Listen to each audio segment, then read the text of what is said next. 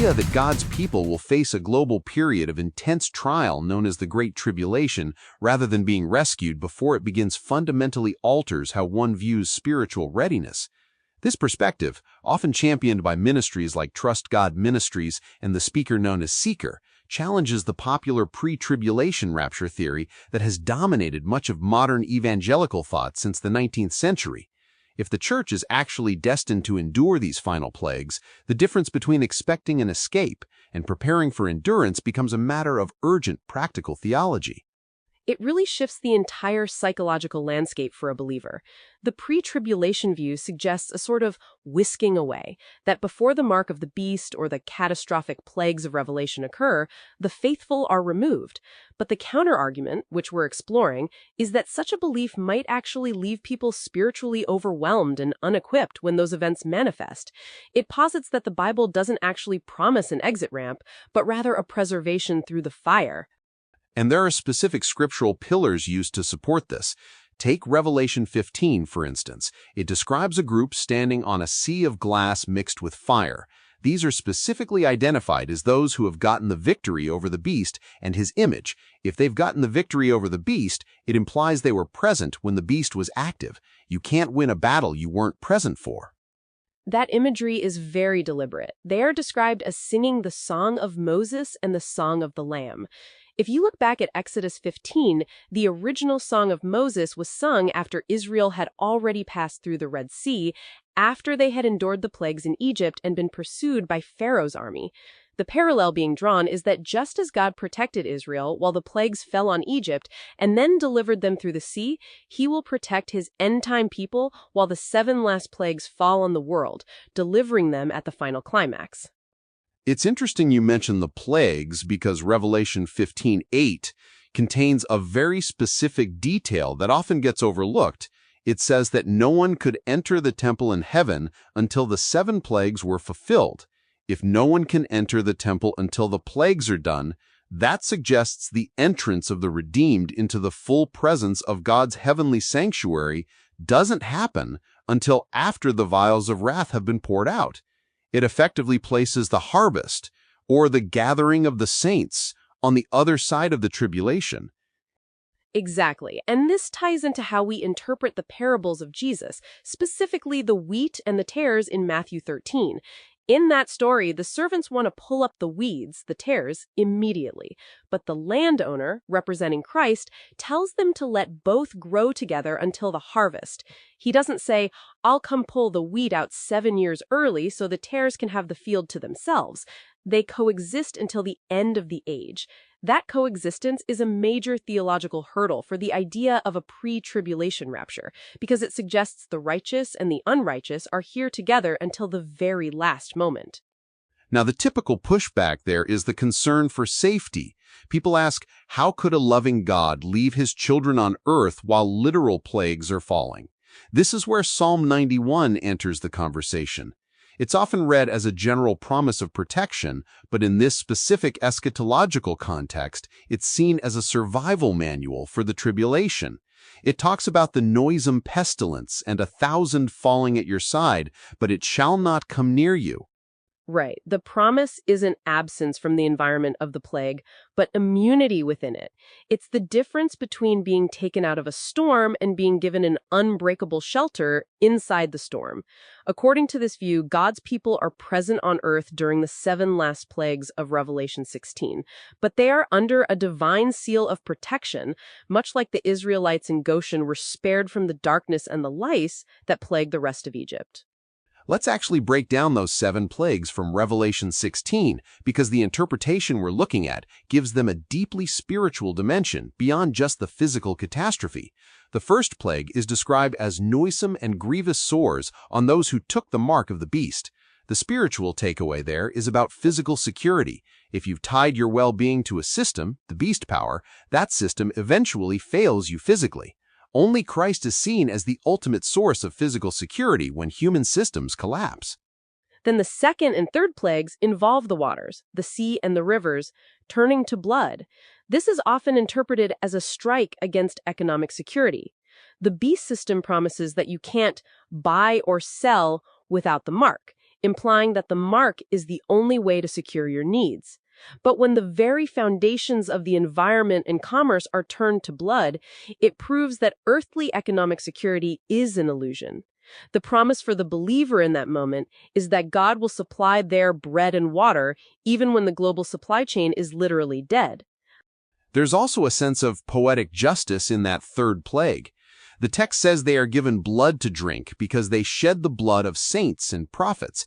It's a dramatic reversal of the persecution the church endured. But then the fourth plague, the sun scorching people with fire, moves the focus to worship.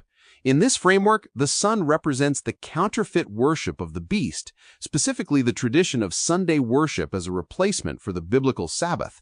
The very thing they chose to honor over God's law becomes the instrument of their torment. It's a reminder that true worship belongs to the Creator alone. And the fifth plague follows that perfectly. Darkness falls specifically on the seat of the beast. This isn't just a lack of light, it's a spiritual darkness. It exposes that those who followed this power were following error and deception all along. While the world is in agony and darkness, the faithful are reminded that Jesus is the true light of the world. It's an externalization of the internal state of those who rejected the truth. Then we get to the sixth plague, the drying up of the great river Euphrates. Historically, the Euphrates was the lifeblood and the defense of ancient Babylon. When it dried up, Cyrus was able to enter and conquer the city. Spiritually, this is interpreted as the support system for modern Babylon, the global confederation of false religion and political power, falling apart. As their support dries up, these powers feel threatened, and demons, described as looking like frogs, go out to gather the world for a final stand at Armageddon. It's the ultimate desperation move. It shows that the tribulation isn't just God punishing people, it's the natural conclusion of choosing a system built on rebellion. The demonic spirits work to unite every force of evil for one last battle against the truth. And it's right in the middle of this gathering that we see the seventh plague, the declaration, "It is done."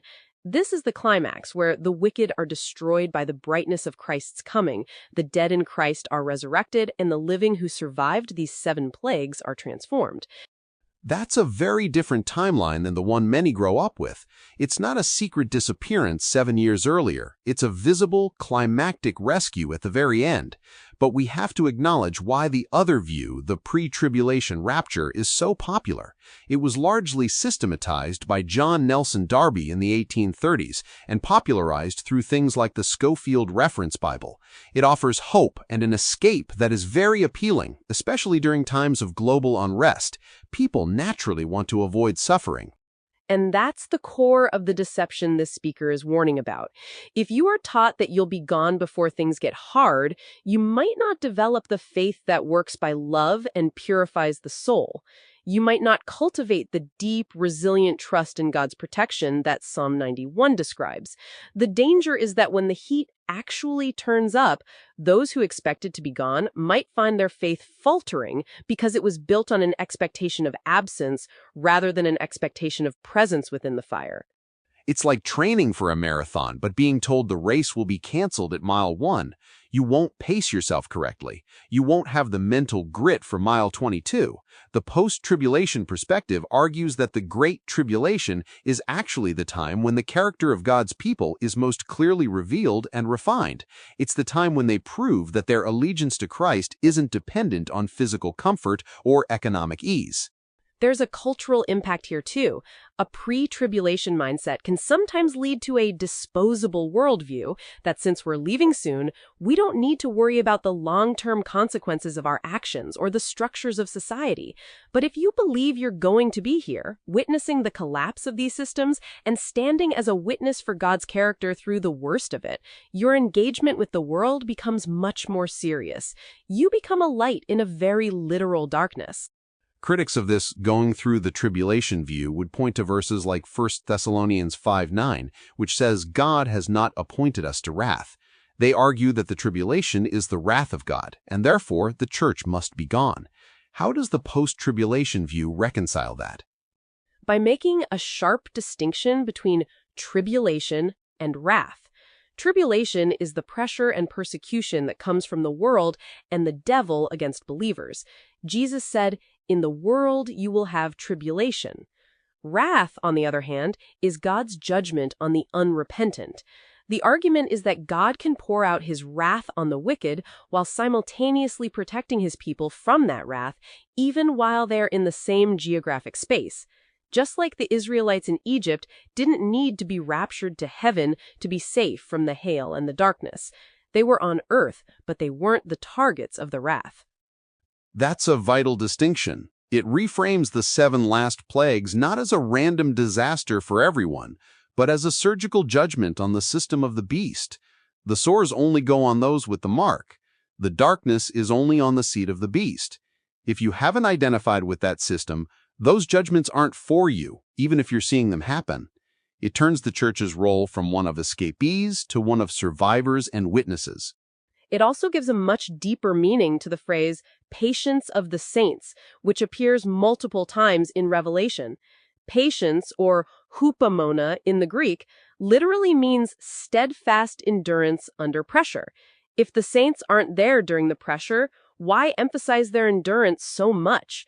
The whole book of Revelation seems to be written to encourage a people who are right in the thick of it, not a people who are watching from the sidelines of heaven. Ultimately, this leads us to the big idea of the entire study, the importance of a faith that endures. The goal of understanding these events isn't to create fear, but to foster a type of trust that isn't shaken by external circumstances. Whether it's economic collapse, physical sickness, or spiritual deception, the promise is that all physical, economic, and religious security is found in Christ. If you have that, you don't need a rapture to be safe. It's about having a faith that doesn't buckle when the world does. By looking at the plagues not just as future terrors, but as lessons in where our true security lies, it prepares the believer to stand. It's a call to move beyond a superficial fire insurance faith and into a deep, abiding relationship with God that says, even if the mountains are moved into the heart of the sea, I will not fear. And that's a message that's relevant whether the tribulation starts tomorrow or 100 years from now. Preparation is a state of the heart. It's about deciding today whose mark you're going to carry and where your allegiance truly lies. If you found this perspective on spiritual readiness and end-time events thought-provoking, consider sharing this episode with someone who might benefit from a deeper look at these ancient promises of protection.